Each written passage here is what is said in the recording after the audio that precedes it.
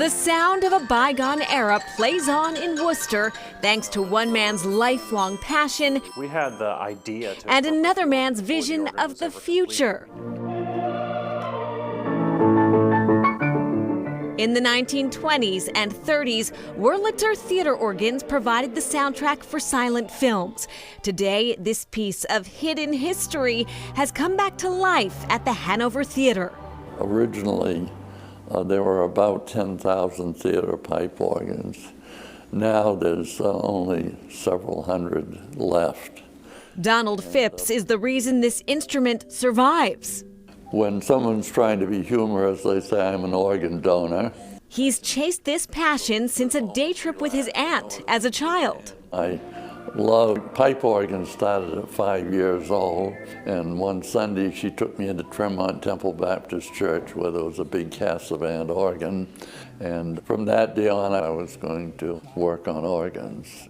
While Phipps didn't make organs his profession, he never forgot about these majestic instruments. In 2002, he showed Chronicle the Wurlitzer theater organ that he had built in a New Bedford warehouse. It's the same organ that's playing in Worcester today. A lot of these organs ended up junk, and we could, years ago, buy them for just the value of the scrap metal. Phipps knew the organ couldn't stay in the warehouse forever. I became mindful of the fact that I was getting old and, this wasn't going to last forever. And so I started to look for a home for the instrument. So how do you find a home for an instrument that includes nearly 2,500 pipes? Just pick up the phone. And I says, I think we have something in common. You have a theater, I have a 15-ton theater pipe organ, and maybe we could get together. I didn't know what to think. Hanover Theater President and CEO Troy Siebels was on the other end of that call in 2006. A complete renovation was underway on the Hanover Theater. It became really obvious that this was just a neat opportunity that doesn't come along. For more than a decade, the Hanover Theater has incorporated its Wurlitzer organ into the production of A Christmas Carol. The instrument doesn't just create music, it also provides sound effects. I didn't understand what a theater organ could do until this one came along.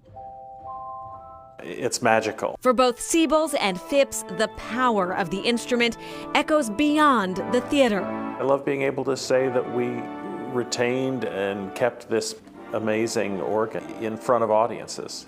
It never ceases to be a thrill, and particularly with the Christmas Carol production, and I've seen it 50 times probably, and I still get all excited. Wonderful experience.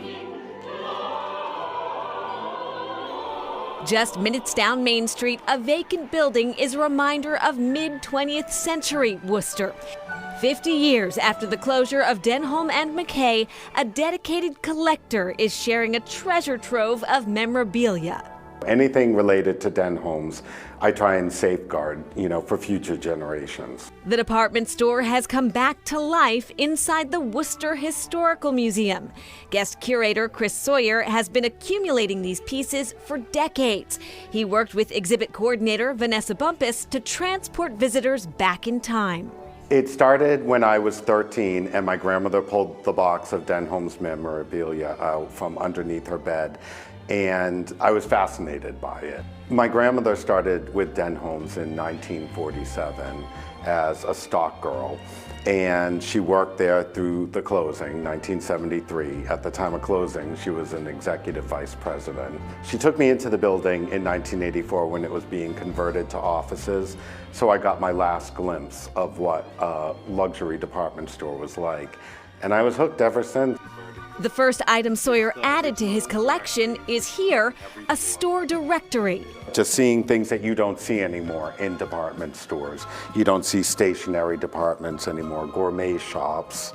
It was what made Denholm's unique in Worcester. If you lived in Worcester, you went to Denholm's at some point, whether it was to go back to school shopping, or buy your uniform for Girl Scouts, or get a new washing machine. Bumpus says the exhibit has grown since it opened in late 2023, with people reaching out to share their keepsakes from Denholm's, but even more meaningful are the memories. A couple of people have gotten teary just from the emotion of remembering Den Homes. I think it brings back a lot of family memories. For decades, I've had this in boxes. And so to see it rekindle a memory for someone. And so when they come in, and if they cry or if they smile, we know it touched their heart. And that's what this exhibit's all about. Very nice. And as you heard, Chris and Vanessa wanted their Den Home exhibit to be an immersive experience. To add to that, they have Reed diffusers with a signature scent that some people remember from the old store, the perfume White Shoulders. And back to the Hanover Theater, the Wurlitzer organ doesn't just come out during the holidays. The theater also hosts silent films with a live performance on the organ as well. Coming up, an historic piece of land comes full circle.